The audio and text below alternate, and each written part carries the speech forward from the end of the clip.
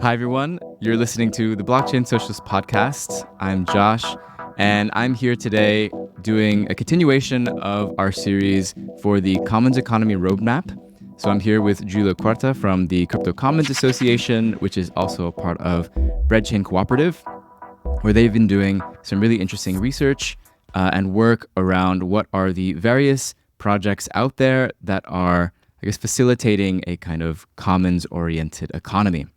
But before I go too far into it, we're going to be speaking to Andrea Leiter, who is an assistant professor at the University or Amsterdam Center for International Law, and is also a co-founder of Sovereign Nature Initiative. We're going to be talking about this project. But before we do that, maybe Giulio, I'll let you explain a bit what is the Commons Economy Roadmap and why SNI, Sovereign Nature Initiative, is a part of that roadmap. Hi, Josh. Hi, Andrea. Glad to be here. So the Commons Economy Roadmap is a research and promotion project. It's a bit a mix of things, but basically we selected 20 of what we consider the best projects in the blockchain space, but not only blockchain. We want to become non-crypto focused that are doing interesting actions in terms of alternative technologies or alternative economics with a commons-oriented approach. We selected 20 of them, and we are generating basic or advanced materials on them. So you can read the project cards about the 20 projects, and Sovereign Nature Initiative is one of them. So we recommend you to read the project card before listening to this. Maybe it could be helpful. And then we produce various materials like the episode you are now listening to. So Sovereign Nature Initiative is in the Commons Economy Roadmap because it combines so many different interesting aspects and values. And there are many projects attempting at channeling more funds toward conservation. But how we will discuss in the episode, most of them are plagued by wrong values or toxic economics. And I think Sovereign Nature Initiative, that from now on I will call SNI because it's a very long name, is going the right way, combining the best of what you can use in terms of blockchain technology, but without plugging every stakeholder to the financial markets and speculative markets on ecological credits, which I think is the biggest problem in ReFi. So I met Andrea in Berlin at Signing the Commons 2023. And we had a long talk about nature, politics, and I'm glad to be here to discuss about it more. Cool, yeah, thanks for the intro. Maybe then we'll just get right into it. Andrea, if you want to maybe give a slight introduction to yourself in case you want to add anything more, and maybe an explanation of what SNI is at a high level. Yeah, sure. Thank you very much. Thanks, Giulio. It was really a wonderful serendipitous moment that we met, and ever since has been a nice collaboration. And wonderful to be here with you, Josh. I am a big fan of your podcast, and I'm really happy to participate here. So just to say, really, as you said in the introduction, I wear a bit two different hats. I have my background really firmly in academia and have for a long time tried to think a bit how you can understand value and value generation through law, and how legal mechanisms constitute value, encode value, uphold value, allow certain forms of value to travel through time. And so this was an academic obsession in many ways for me for a long time. And then I think around 2015, 2016, I fell deep down into the crypto rabbit hole, specifically because it was opening up these questions of what is money and just breaking them open and allowing a certain form of public discourse around them. And so that was the fascination. And from there on, I have been living a bit in these two worlds. And Sovereign Nature Initiative is a project that emerged from this engagement with crypto and from the question of what kind of transformative project does this new form of value creation that is crypto enable? And is it possible? What are the limitations? What are the possibilities? How can we engage with that? So these are really the two things that come together and where I'm at. Great. So maybe it's good if you introduce SNI, the basics of the project, how it works for people that may not know it. Yes, great pleasure. So SNI, Sovereign Nature Initiative, is an initiative that I co-founded about 4.5 years ago or something like that. We officially incorporated as a not-for-profit foundation in the Netherlands 3 years ago. So we celebrated our official 3-year anniversary. And I think it's also right to give it a lifetime of about 3 years, because that's when we really started kicking into gear. And what brought SNI into life is what we internally have always been calling, we want to try if we can flip the economics of ecology. And this is a bit our internal way of trying to say what we are after. And it has a lot to do with the fact that care work in general in this economy, be it in the health sector or in other sectors, or be it in ecology, is horrifically underfunded, always dependent on donations, dependent on volunteering, dependent on reproductive labor, if you so wish, that is invisibilized. And so for us, the challenge with Sovereign Nature Initiative was really want to think about, like, does this new token economy that allows to tokenize all sorts of things and express value in all sorts of ways, would that be a mechanism that finally enables to bring a different light to how value is understood and produced and acknowledged? So flipping the economics of ecology was an idea to say, what if the value that is intrinsically there in biodiversity restoration and restorative work in general could be expressed in different ways, which doesn't mean just in economic value and plugging it in and making it paid, but really like, what are the possibilities? And the potential, as we all know, in the blockchain sphere is endless now. I mean, potential is our favorite word in the universe. So we started with that same enthusiasm of saying, what can we do with this? This is really interesting. And there is lots of energy in the space and lots of goodwill people. So let's try where we can go. And so for the first two years, I would say we really were mainly a research and development project. So we have a very generous funder, a philanthropic funder, who is into this vision to a degree that he said, I'm going to be funding this and let's go wild and explore what we can do. And so for 2 years, we have been doing mainly hackathons. So our mode of inquiry and our research mode was through hackathons, because we always wanted to do bottom-up work. So we wanted to start with concrete biodiversity steward projects and work with them, understand the context in which they are working, and then try and see what technology, and more specifically then blockchain technology, could do for them. So with them together, we designed different challenges. We found different blockchain projects that would set up bounties. Ocean Protocol and Brent McConaughey, also with his Nature 2.0 article, was always a big partner in SNI and a big supporter of SNI. But also other treasuries have generously given bounties to the hackathon. And so this was a nice way of bringing people together with the biodiversity stewards and defining these challenges. And so we did that. We did this here in Amsterdam with a former shipyards place called De Keuvel, dear friends and collaborators of SNI for many years, which was engaged with toxic soil and phytoremediation. So they use plants in order to detoxify the soil. And they also have a collective working there, and they have a cafe, and they have like offices for people who can't afford to pay office rent in Amsterdam, and so on. So it's a whole ecology that is established. And we did the first hackathon with there, which was really beautiful. And we did a big event there also in order to do community building, to bring people of different walks of life together. And from there, then we went to work with a project in Kenya. And the idea behind that was indeed to try and say, look, technology works very differently in the global south, has very different demands, has different possibilities. So let's do a project in the global south to understand what are the parameters there. And we ran another hackathon with Kenya Wildlife Trust. And this is a bit where we found the way to work that we work now. And really, we landed on eco-data and the value that eco-data can generate and what we can do with it. And this is where we are currently now exploring further.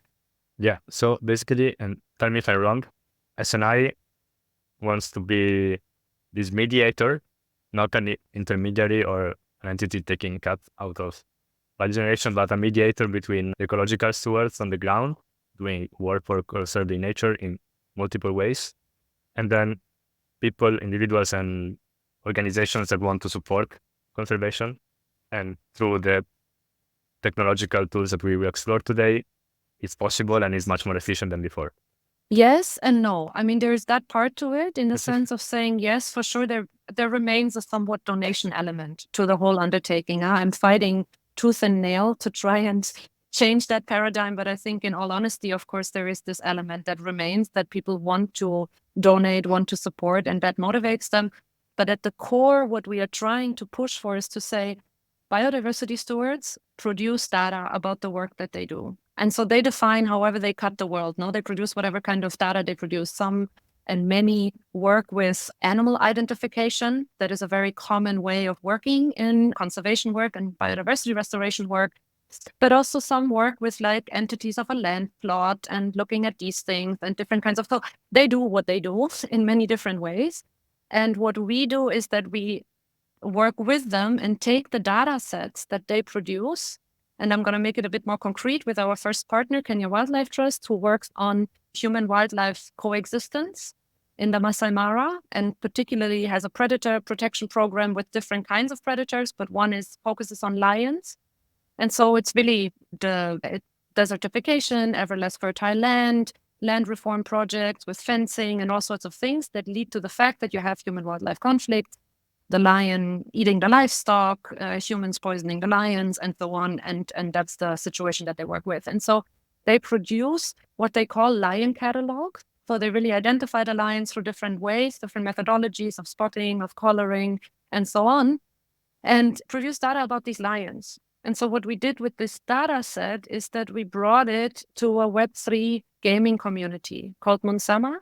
And so what happened in a sense is that the Monsama community developed lion avatars that are connected to the data sets of the lions in the Masai Mara. So they carry features on the one hand of these lions, but they also have a dynamic element in which the data catalog of the lions is being updated by Kenya Wildlife Trust, and it can have consequence in the game. Now, for us, it doesn't matter what they do. Monsama does their in-game economics. They do their decision-making of what that means. But the proposition is basically to say there is a connection between the data of the lions in the Masai Mara and the behavior of the avatars or the looks of the avatars in the game, and to make that an interesting proposition. And so basically that means we found a market for this eco data in the digital economy. And so these lion avatars were sold as NFTs within the Monsama community, and it was a very successful sale. 100K was raised with this. And so of that, 70K went to Kenya Wildlife Trust and 30K went to SNI. And so at the core of our proposition is to say we want to move away from the donation. So it's really to say this eco data has value in the digital economy, also based on the idea that we have a crisis of digital overproduction in a sense, like it's so easy with Midjourney, with all of these programs now, you can create phenomenal stuff, but it's a bit void of meaning because it has no connection to anything. So the sense that you can connect digital things to real life data is also a bit of a response of saying all of this overproduction will shrink and will go away because it's not interesting enough. And the connection to the real is what matters at the end of the day.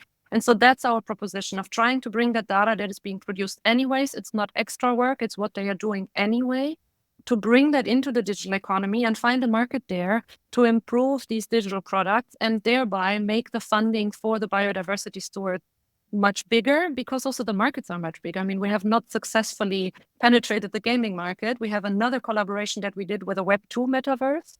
So we did, in a sense, move into this direction. We do have traction. It's not that it's all fantasy, but it's a hard market to move into, especially with a proposition like that. So we need a bit more time to do it. But that's a bit the idea. And we did other projects. We did ticketing with NFTs like that for crypto events where the image of the dolphin is connected to a dolphin in the Algarve in Portugal. So we have tried to explore different kinds of digital products that would lend themselves to this kind of connection. And we are really trying to create that market. In total, I might say, just a moment of a bit pride. So in overall, we generated 170K for BR stewards in about 1 year time. And there were more than 1 million items distributed that have this eco-linked connection to some form of data set. So there's traction. It's working. It's just working not at the fastest pace. To comment about this, to make it clear for the listeners, because I find amazing with this feedback loop in which, for example, for the case you mentioned, like the more people play the game, the more they bring resources to the conservation effort and the better data they generate. And it's like a circular feedback loop, because then you can show better what you're doing and you get more fun. It's like this circular loop. And then the more projects use SNI in this way, the better SNI becomes. And I think it's a great feedback loop, especially to get out of the donation paradigm in which you throw money at something, it's spent, it's gone, and then you have to fundraise again. And it's like clearly not sustainable, nor regenerative. It's like the opposite, maybe. Exactly. Beautiful, Julia. I think that's exactly the summary. Exactly. That's what we are trying to do. But so from my understanding, I don't remember if you mentioned it while you were speaking, but this is part of like the framework that you guys are using is this DEEP protocol. So this is like, my Yes. understanding is that data is being collected by all these different organizations and ecological stewards, and the DEEP protocol is this kind of like technical formulation that takes in that data, probably by some sort of standards that are either already created or maybe ones that you have had to create because maybe there weren't so many standards. And then this can be translated into or fed into via either an API or it's posted on chain. There's probably a couple of different ways you can think about this for other basically entities and organizations to use that data for their games, for their art, for whatever kind of like digital services that they maybe would like some sort of connection to real life rather than kind of, I think digital labor and products are incredibly abstract. They're incredibly abstracted from the material reality in which like very far down the line, there's no connection between like this screen that I have here and like the many underwater cables that are like flowing through the bottom of the ocean, for example, or whatever else. So this provides a way to almost, what's the right word? Like, there's like, the Marxist term is like alienation, that like we're alienated from like material reality in many ways, or like the working conditions of other working class people. But here there's almost like a way to unalienate or de-alienate in certain ways by putting the material up front as like something that is actively a part of like some sort of digital product or something like that. Yeah, so I think that's we are hoping to get there and to do that. And indeed, I mean, like what you mentioned, DEEP stands for Decentralized Ecological Economics Protocol. And it's really, the idea is to try and develop something like an outer economy based on that. So I think also what Giulio mentioned before, that the idea is to create a loop that continues. Now it really, I think one of the things that are extremely important is that you do have to have some kind of swirl, some kind of traction. I have a close friend and collaborator, Eric Bordelot, and he has this very beautiful way of speaking about the role of the swirl and how you create a swirl in a whirlpool. And then he says things like you can't be alone in a liquidity pool. So I think really like this idea of having to keep things in motion and having a certain dynamism is crucial for understanding how you do keep an economy in motion and you move away from the donation model. And so this is really where we want to exactly incentivize that data is being fed into the protocol and that it becomes utilized ever better.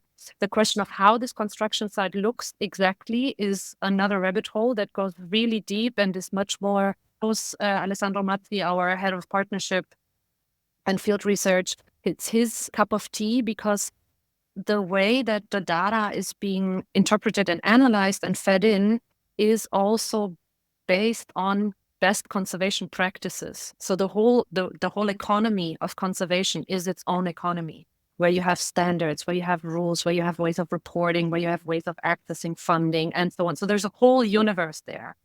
And in order not to make extra work, the idea is to go in through these conservation standards and try to make the data feed in as seamless as possible, but also as useful as possible for the stewards.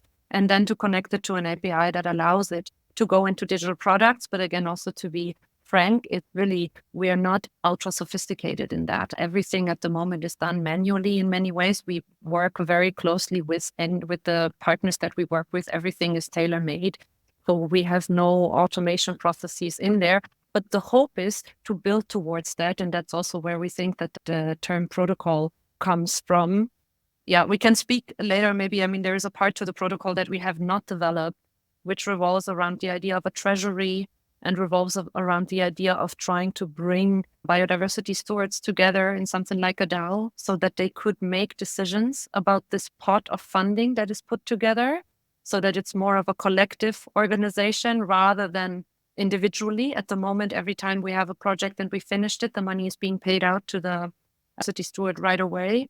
And so the idea of like potentially developing a treasury that can have different purposes, that can have something like a basic income payout to all of the participants, but also where you could have proposals by different stewards and so on. So there are a lot of things that are flying around there. And just to maybe land on this one thing, why I think that's relevant to say that that's part of the DEEP protocol is that I think one of the things that we are seeing in the green tech, green finance space is that it's almost like a closing in and squeezing out anything that is alive. So I think nature finance is constantly asking, how is nature doing? Like, give us a status report. How is it doing? In order to have a carbon credit, in order to have a biodiversity credit, now there's this obsession of saying, how is it doing? So we can create risk scores, we can create value scores that are in accordance with that question. And the question ideally should be answered by some sensing technology, be it remote or be it in the soil or wherever, that can just permanently, constantly say, this is how nature is doing. This is how nature is doing. And it should ideally, these data inputs should make an immediate risk metric. So it's a complete autopoietic system that doesn't need anything anymore. But I think that's a bit what is going on in many ways, and where all really the expropriation of data from the local communities is facilitated through technology and through sensing technology. And so for us, we want to like put a wedge into that, where I think this is a closing door, and we want to put a wedge into it and say, no, there are communities and stewards on the ground. They are the antennas in the mud. They are extremely important in order to have any kind of assessment of what is going on. And so they need to also, I think, come together in some form of organization, of some form of unionization, if you so wish, in order to push back against this pressure of using all sorts of sensors and all sorts of sensing devices that very often then come with the deal that the data is being owned by the corporate, by the tech company, and not anymore by the steward. In agriculture, this is already established business. So there it has moved much faster in a different universe. For biodiversity, it's much more still malleable and not quite clear. There's not much data. But I think so that vision where we think bringing biodiversity stewards together in one way or another to really increase bargaining power is part of the proposition of the long-term proposition. So many topics to touch. I don't know where to start, but I think we start from maybe ReFi. For the listeners, if you want to get into the basics of ReFi, I recommend refidao.com. There's a bunch of resources. It's on a nice, loose network of people working toward the promotion of ReFi. And yeah, so I can briefly introduce the ethical issues in ReFi now, as we discussed them in the last 2 years in our CCA event, and especially in the last event in ReFi Barcelona. The problem with ReFi now, well, the main problems is that the driver of the systems, with these systems that are meant to help nature by adjusting the incentives in the economic system, is that the driver of this system is meant to be financial speculation. And another driver is meant to be offsetting. So like companies pollute and then they pay an amount to conservation. So they are zero emission. And yeah, this is problematic. I don't know, Andrea, maybe you can start from whenever you want. But what I like about SNI is that in a way, like it allows people that want to do that because it's like a modular structure, I think, the DEEP protocol and the REAL protocol. But then the system is not based on this inflow of money from financial speculators on ecological credit. And also, it's not based on offsetting, because in the example of the Web3 gaming company that you mentioned, like people that are using the game or playing, they are giving part of the value that they give to play to the conservation effort. And then you have the splitting among like an SNI, the conservation effort, and the gamer. But you are not taking the money from financial markets, and like it's very fair as a value distribution. So yeah, and also about ReFi in general, there is a lot of assumptions. So for example, if regulation will make carbon credits or ecological credit mandatory, and if we are going to create effective and efficient monitoring infrastructure on the ground, and if people are using these things, and if companies are using these things, and if they are using it well, then it will all works out. So I think it's so many obvious red flags at this point that also based on what you can read about the scientific literature on carbon credits so far, or the history of corporation using green finance so far, that is like, how are you expecting the systems to work? So yeah, and then start from whatever you prefer. What do you think? Yeah, no, super good. I mean, I do think so. I do think that ReFi is really like our sister space in many ways. I mean, many collaborators, many fabulous people who are, I think, working in that and pushing really the needle in many directions. And I think that in many ways we are rightly associated as a ReFi project to a certain degree. I think one of the things, and as you said already, Julia, I think one of the things in which we come from a different direction is what I mentioned already before. So we are trying to move away from this idea that you value the natural object, so that somehow, the tree has a dollar sign flying above it. That's what we are not trying. That's what we are trying to stay clear from, because close to the ecosystem services, it's close again to the speculative finance and so on. So how are we trying to stay clear from that is precisely by saying it's the eco data that has a value in the digital economy. So what's the value? It's not the value of the lion that is being assessed.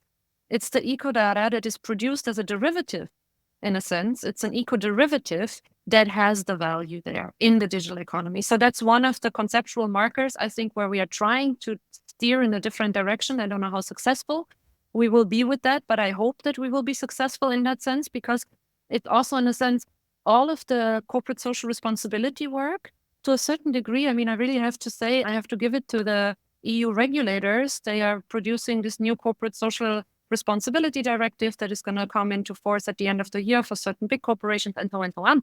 And they have done really a fabulous work in foregrounding in so offsetting, as meaning you do damage here and you just plant a couple of trees and you're done, is really something that doesn't fly under this directive. So they are really forcing corporations to show how are they changing their supply chains, like how are they making it so that their actual supply chain changes. And that is one term of what you can call that is insetting. And so I think to a certain degree, what we are trying to push for is with these digital products is a form of insetting. So you make this eco data part and parcel of your project. You can't have a product.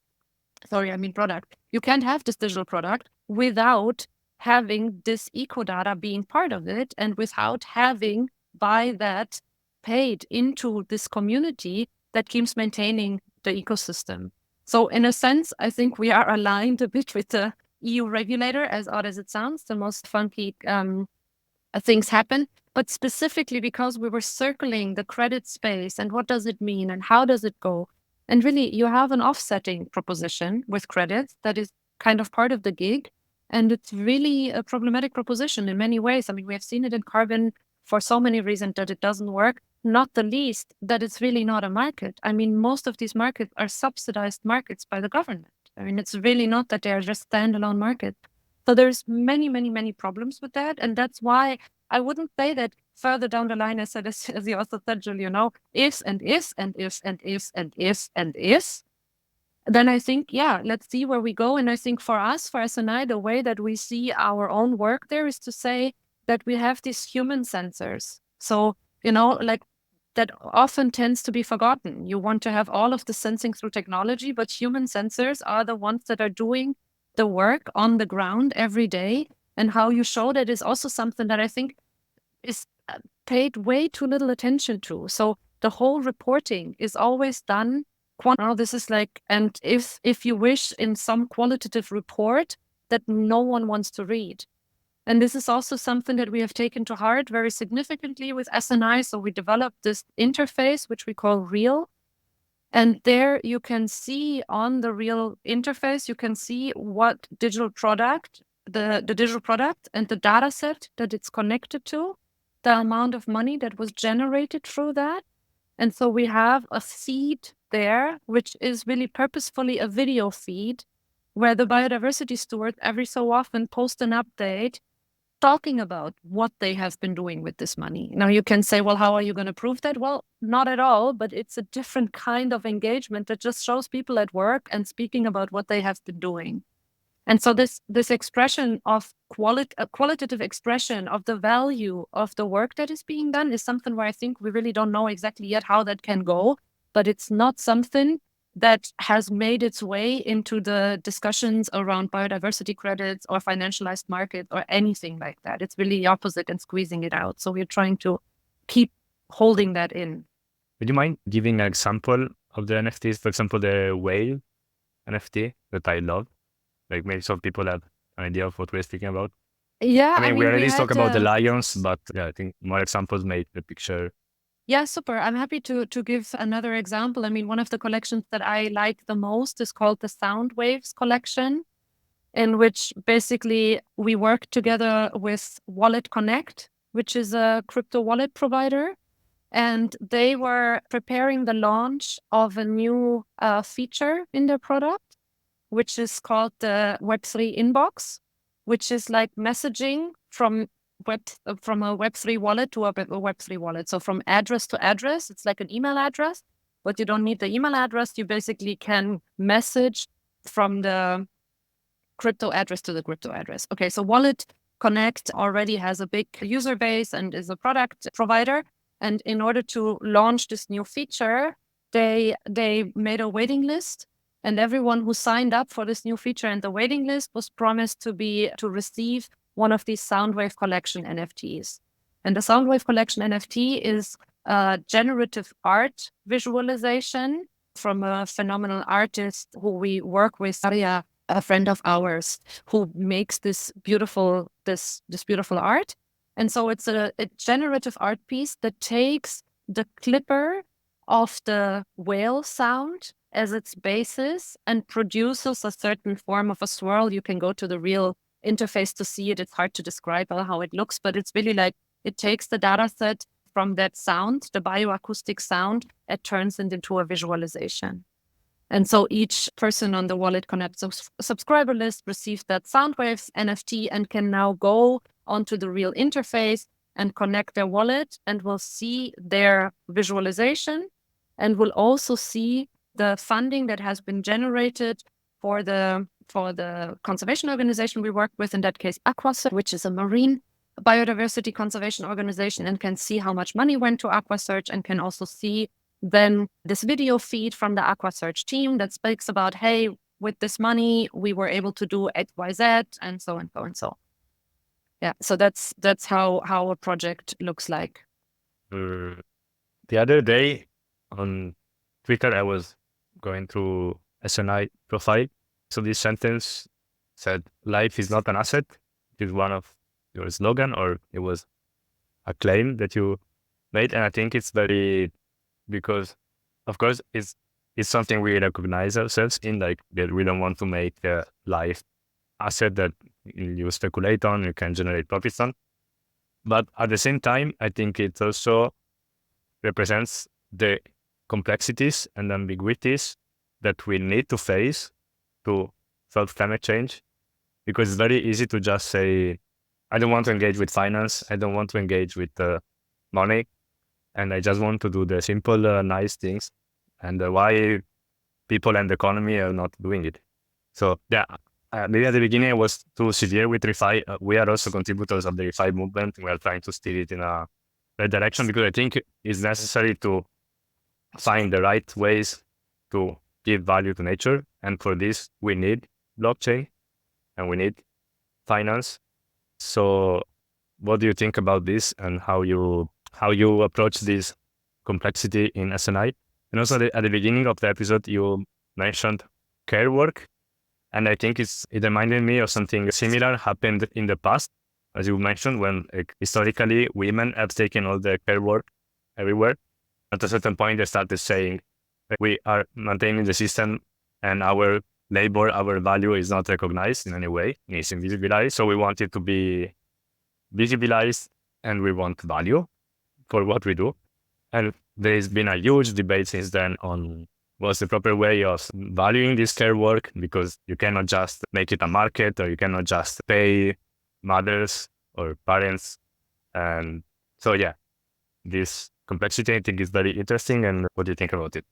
Yeah, I mean, a lot of good questions, I think there, Giulio, to come to. So maybe to start from the end, somehow intuitive, this question of care work and reproductive work and what it means. I do think that one of the things that for me, and this comes more from my academic and other political life journey, so a backpack that I'm bringing already to the crypto world, is that, and especially as a legal scholar and critical legal scholar, the question of recognition is one that is a really difficult question. So in a sense, also if you speak now about rights of nature, for example, no, it's a certain mechanism in which the liberal legal system expands itself to bring in more into its realm, but always by the rules that the legal system has defined. So one of the biggest problems in legal thinking and legal conceptualizing is always subject-object categorizations. And it's really hard to escape that. There are a lot of people who are really pushing hard conceptually to try and think about entangled forms of life and what that means for law. And there's a beautiful project here at Tilburg University, Constitutionalizing in the Anthropocene, where they're really trying to think, what could that mean to think of ecology in legal terms? And so I'm going all the way there because I think that recognition, and that's basically what always comes when you say, no, but you need to see me. Huh? You don't see me, but I want you to see me and I want you to account for me. It's always an ask for recognition. And there's this beautiful book by the anthropologist Elisabeth Povinelli, which has this title which haunts me ever since I first saw it. It's called The Cunning of Recognition. And I think it's so powerful because recognition comes at a price. So you want to be seen, you want to be recognized, but you subscribe to the other's terms. Otherwise, you cannot be seen. You can't be recognized. So I think there is a limit to this. And I think we see that limit also playing out in what is called ecosystem services, which in a sense says we are going to use econometric thinking as we know it, and we are going to account for the externalities so that we can put a price tag on it. And both the recognition of rights in law or the recognition of externalities in economics are very important and useful things. So it's very clear they go a long way, but conceptually they also have limits to a certain degree. And so I think that for us, what we were trying to get at, or what we were trying to do, is really to find, so to speak, another avenue, and to just say there is value here that we're not asking for recognition. We are asking for traction in the market that is just going to do its thing. So the whole asking for, please see me, please recognize me, that's exactly what we wanted to move away from, and just say this eco data is such hot shit that everyone wants to put their hands on it, and you can't live with a product in the digital economy without having eco data in it, because that's how sexy and phenomenal and cool it is. So that is a bit the hope, that it's not that it's going really through desire and demand side that you can steer through the market. I mean, this is a bit there's still some open and loose ends. I haven't wrapped it up super fully nicely, but I think that's a bit the direction in which we are going. And I think then to speak about then exactly, because I think it's not an either or. So I'm really there's nothing worse than the desire for purity when you want to do critical work. It's really the biggest hindrance of all. And so here comes the question, like where are you willing to compromise, in which ways? How far can you go? What do you take into account? There's no such thing as clean money. No, all money is dirty in one way or another. Whose money do you take and whose do you not take? I mean, just because all money is dirty also doesn't mean that you can take any money. So it's always in the in-between. It's always the pragmatic. It's always these decisions where really like the really secret sauce and the really difficult ethical questions are hidden. And in ReFi, I think we see that fully. And I think that in crypto, I just received another batch of papers from the Summer of Protocols. I don't know if either of you are subscribed to the Summer of Protocols, but really like big shout out. I love it. It's so beautiful and it's such a work of love. You receive a folder and then you receive packages for it, like in real, someone wrapped them, put them on the mail. I find it beautiful. So in the last edition that I received, there was a beautiful quote from Josh Stark in his essay, Atoms, Institutions and Blockchains. And here he asks something that I think is spot on. Where is the hardness in your protocol from which it derives its certainties and constants? What is the source of this hardness? What does it cost? Who pays the costs? So I think he's really asking here, like at some point you have to have a hardness. It cannot all be soft and jolly. And there is a demand of recognition. There is a decision maker. There is a code. We too have a code. So taking responsibility for that is the key. And I think that's where we are sitting with SNI. And these are the negotiations that go on. Like, who do you collaborate with? Who can be your corporate partner? Is there a limitation to it? I mean, of course, all of the digital sphere also creates its own big problems. The question of the material sustainability of the digital economy, we don't even touch, we never mention, we don't speak about. It's not there. It complicates things too much, but we are aware it's there, no? But we don't go there because we say, we take that. We start from this position that we work in the digital economy, so we follow that is how it works. And more gaming means more gamers, means more digital technology, more infrastructure, more like all of these things. No, and then there are problems with gaming. Is it addictive? Who is the target audience? I mean, it goes endless. So finding your way through this, that's where I think the ethical work and the difficult political work is in. So life is not an asset, but indeed assetization is part of our life form. And we need to have an account for how we integrate it. I think that's really interesting. I mean, yeah, you bring up a whole lot of questions on like basically the reality of trying to build something even through a critical mindset, because I think, yeah, there is this tendency to be, I mean, particularly on the left, to be very critical, but then, it's easy to end there because, or not that it's easy, but that it's like, it's comfortable to end there because it's easy to come up with so many questions to doubt yourselves on like, what is the next step then? If we take this systemic approach of, or all these problems that are going on and we need to navigate it, but then to take the steps to be like, okay, how do we navigate that? That's like a whole other monster to take on that is like kind of lacking, I think, in the space right now of like from critical theory to critical practice. And I think the important thing to like keep in mind if you're doing some sort of critical practice is that like, yeah, perhaps, you won't always have like easy decisions to make, or there's never like this clear cut kind of easy path to take that then you will fix the world by taking it when you take this approach. I think that's something that I really appreciate. It's not an easy thing to do.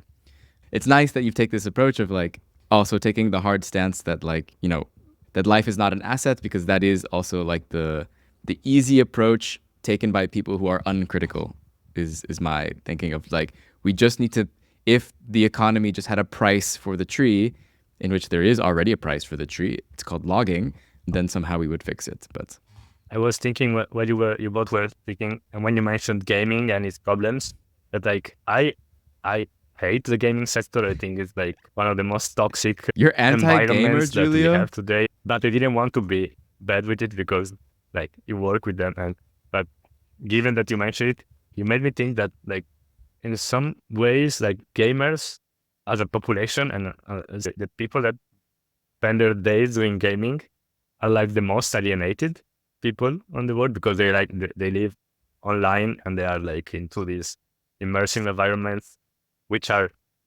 engineered by big companies to be the more immersive and alienating as possible, so they extract more value as possible from them.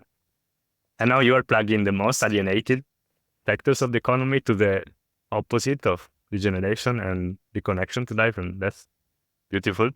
That was just a comment. And I was thinking about Capitalocene do you have? Okay, maybe we can cut it. I don't know. I will just do the question. So basically, the last decade, it became popular. The word Anthropocene became popular as a recognition that humanity has destroyed the environment and the biosphere, and that's really helpful in the long-term direction of figuring out what we have done and how to solve it. But there was an author some years ago, almost 10 years ago as well, called Jason Moore, that wrote a book called Capitalocene, in which he argues that it's not much humans that have destroyed the planet and the climate, but it's more capitalist and capitalist processes. And I found it very interesting, and since then it's like in my mind, but you can never speak with people about that because it's very theoretical and it's not a big difference practically between saying like it's us or it's the capitalist. But I'm getting more and more convinced that it's actually a meaningful difference, because if you think that it's like individuals that are responsible or people or humans, like you get into a lot of wrong assumptions and then wrong practices, like about obsessing about small actions or annoying people when they are not perfectly ecological and so on, when all the data shows that the majority of damage to the climate and to society, broadly speaking, is being generated by industrial capitalism in the last 200 years, and mostly by Western countries and mostly by rich people in the Western countries. So given that you have a academic background, what do you think about it? Have you engaged with Jason Moore? So I have not engaged with his book specifically, so I cannot speak to the book in specifics, I'm afraid. I mean, one of the things that I can say, and I think that goes well with the way that you phrased the question, is in many ways that I think certainly economic structures are in many ways defining, and capitalism not just an economic structure, as a cultural phenomenon, and in many ways like really defining, a world-making kind of phenomenon in many ways. So I think that certainly the right entity or the right way to look at what is going wrong, I think, must be on that scale. And I do think that, Marx and Marxism more broadly has brought forward phenomenal critical analytics of how capitalism works, what it does, how it goes, and so on and so on. So I think that for sure, this is where we need to look around for where to go. But I also think that one of the things that has something to do also a bit with the critical spirit, and what is the critical spirit at the moment, and how do we work with this, is a bit the question: how do you then engage with this phenomenon? And you can say you push back as a metaphor, no, in one way. You could also say you lean in.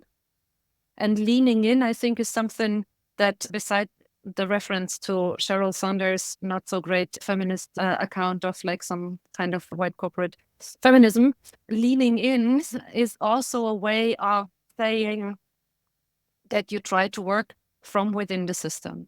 So this idea of pushing back assumes an outside, assumes the possibility of an outside, which I think then again, the critical scholarship that has emerged since the 70s, 80s, whatever, is showing so clearly doesn't exist. And to throw in maybe yet another reference, which might or might not be interesting, is for me, one of the biggest books that changed the way that I looked at these things is by a Canadian scholar called Brian Masumi. And he wrote a book called 99 Theses on the Reevaluation of Value.